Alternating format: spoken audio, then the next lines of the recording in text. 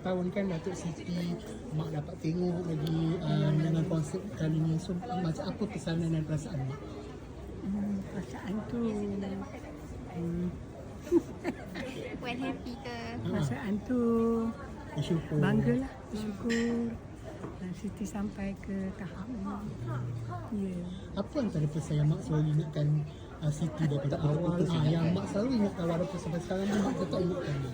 Selalu kan ingatkan dia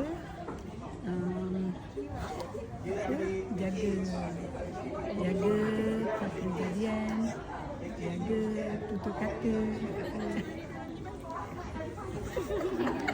Oh, sama malu-malu. Mak mungkin kalau lagu favourite Mak sepanjang 30 tahun Siti ni kan lagu apa yang Mak suka? Antara Semua suka. Yang paling ada makna dalam Lagu apa ya? Tapi semua memang Mak suka lah. Minat dia. Mak tengok 30 tahun Mak pernah fikir tak yang anak Mak Siti Nurhaliza ni akan sampai ke tahap ni Mak? Bila masa mula-mula dia nak jadi penyanyi. Mula-mula tu yelah kita pun tak sangka lah Yelah, kan. Itulah rezeki dia. Berkat doa Mak jugalah. Keluarga berkat kesungguhan Kesungguhan. dia. Ya, gigih dia.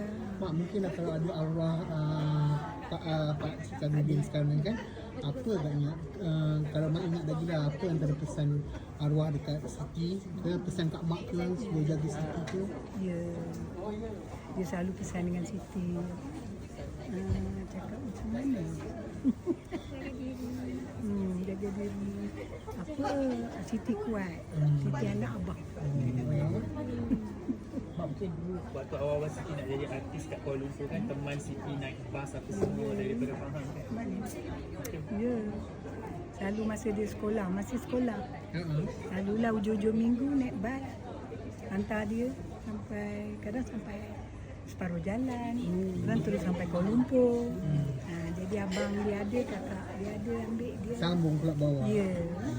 Bawa bungkuskan bekal-bekalan tak kan? Bekalan tu tak. Adik.